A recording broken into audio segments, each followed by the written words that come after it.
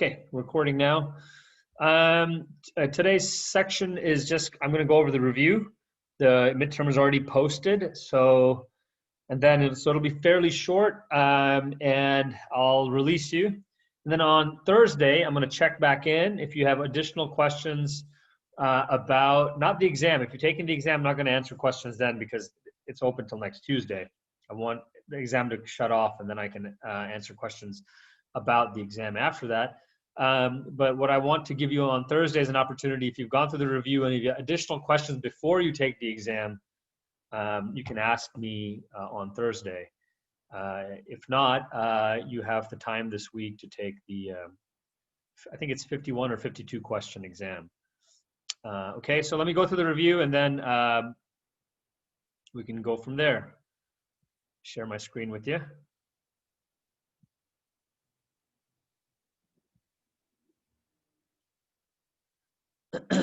Okay, so the vast majority of these questions are from PowerPoint slides and our Zoom lectures. I went back through our Zoom lectures and just to make sure I was asking questions that I was babbling on and on about during the Zoom lectures. So you end up having 52 questions, 150 minutes, roughly 3 minutes a question. This is way more time than you need, honestly, but you have that. Some of you have DRES exemptions, and you can use 1.5 times as is necessary.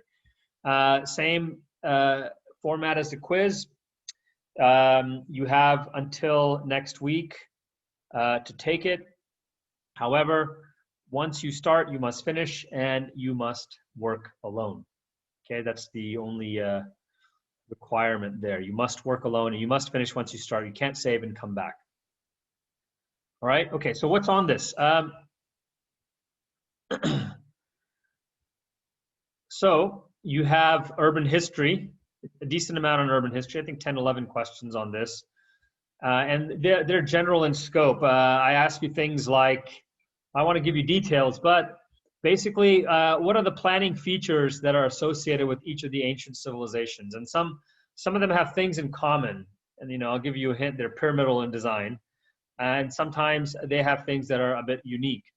Also, Aztecs, for example, used their pyramids for specific things that were different than what the Mesopotamians did. So you might have a question that compares and contrasts in that way. There's some questions on the general chronology of ancient civilization and city-states, and by this I mean, some occurred way back in the past, like Indus Valley was way back in the past. The Romans were a little bit more recent, even though still pretty old, and the Aztecs were quite a bit more recent, right? Aztecs were almost during the same time, or they were as the Renaissance. So there's a general chronology there, time period. Sometimes when we talk about ancient civilization, we tend to lump them into one, oh, they happened a long time ago. That is not the case. Sometimes you have, a few thousand years separating the two. So some general questions, about 10 or 11 on the urban history. Then you have quite a few questions on demography. And some are conceptual in nature. What are the conceptual questions like? They deal with things like life expectancy, for example. So I've covered this concept now a few times in lecture. Hopefully you understand what it means. There are questions on demographic transitions. I did not cover these explicitly, but they are noted in your lecture notes. Pre-industrial, industrial, post-industrial. Just understand that. Each one of these periods has fertility, mortality experiences. In other words, people are having babies and dying in different rates during these time periods. Just know what they are, okay? In general, the trend is, as places industrialize, they tend to have less kids, right? That's the general trend. Some other important concepts that, demography is fundamentally about babies being born, people dying, and people migrating, right? 3 things. Okay, and then a whole series of concepts that apply to that, and I've mentioned them here. Not all of them, but a lot of them have been mentioned in example right here, right? Fecundity is an important one. Fertility, or sometimes called the total fertility rate, TFR, is an exceedingly important concept that I covered a few times. It is not the same thing as birth rate. You should know the difference. Crude birth rate, means one thing, total fertility rate means something else. They're about babies, but they mean different things. Then you should be able to kind of think, what is the impact of a one-child policy, like China's one-child policy, on demographic concepts? I discussed this quite a bit in Zoom, right? But hopefully you remember what that is. Give you a hint, it has to do with the fact that, you know, when you have one child, you're not replacing mom and dad, you're not creating enough workers, something to do with that. And then some basic calculations. For example, you should be able to take a 1 in 1,000 mortality rate, right? This is not 1%, by the way, right? This is 1 in 1,000. It's like 0.0001, right? And apply it to a 1 million population. What does that mean? You just multiply this number by 1 million to get expected deaths. Same thing as saying 5% of deaths for COVID. I'm sorry, those above 70 have a mortality rate of 5% when it comes to COVID-19. That's from CDC, right? 5% is another way of saying 5 out of 100 or 50 out of 1,000, right? So you should be able to take that estimated mortality rate and apply it to the total number of population who are over 70 in the US and calculate an expected number of deaths in the 70 or over.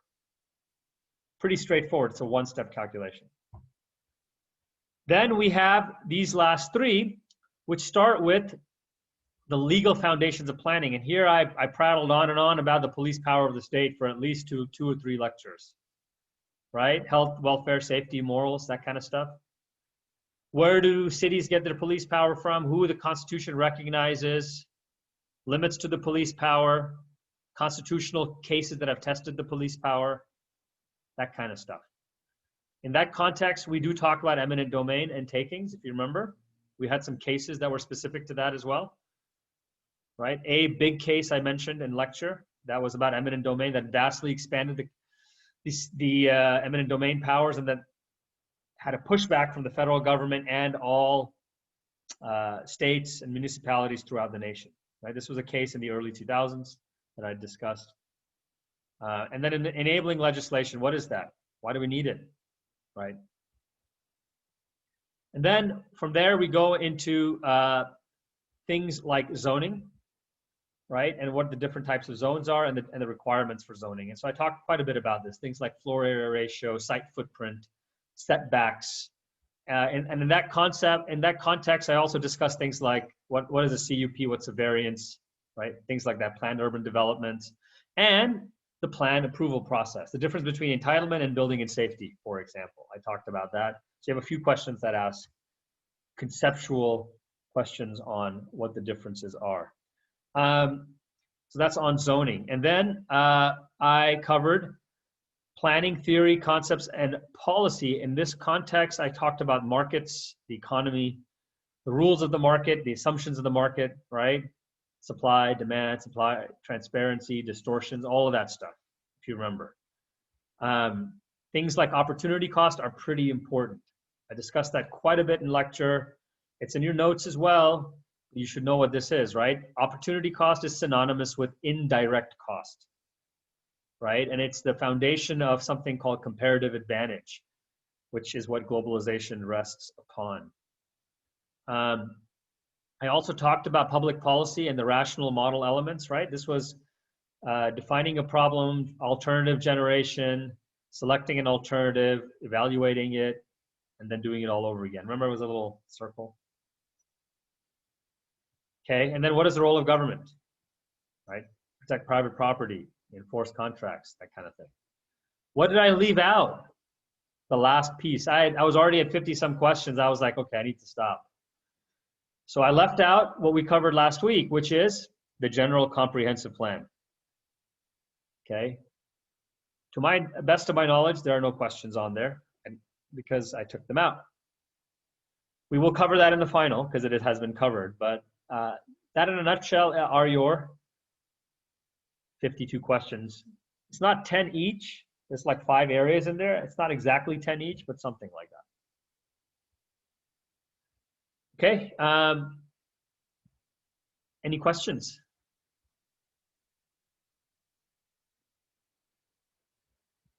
put on the chat function here.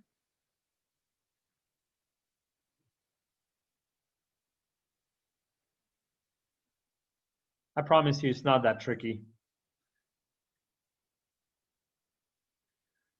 It's review. There's like 2 slides on this, and it is like a little chart, and it talks about fertility, mortality. Just review that, and that's all you need to know. Are ratios the only numbers we should be expecting? Ooh, ratio. I don't know what you mean by ratios, but you won't get anything that I haven't covered. So they're basically rates, right? Like I said, if I say 5%, that's a rate. That is expressed as 5 over 100 or 50 over 1,000. You should be able to apply that rate to a population. What does apply to population mean? What does that mean? It means that if I say 5% of people are yada yada, right? And I say there are 1 million people, and then I ask you how many are yada yada. How would you figure that out? You would basically say 0.05 times 1 million, right? If you understand that concept, you understand rates. That's it. Nothing more complicated than that. Yada yada is not a planning term, just in case you're wondering.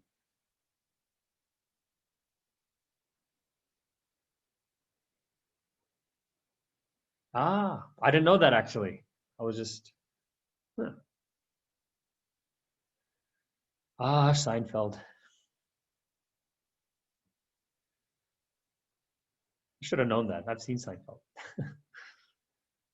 All right, well, if you don't have any other questions, what would I do? If you feel confident, take the exam. Don't feel confident, go through the review, make some notes, and then if you're like, oh my God, I don't understand this concept at all, come back on Thursday, ask the question. You got the weekend still, so, right? Right, sounds good. Sounds good. Okay, so no more questions, then I'll check back in about 48 hours, and if not, good luck. Yada, yada. Take care. Bye-bye.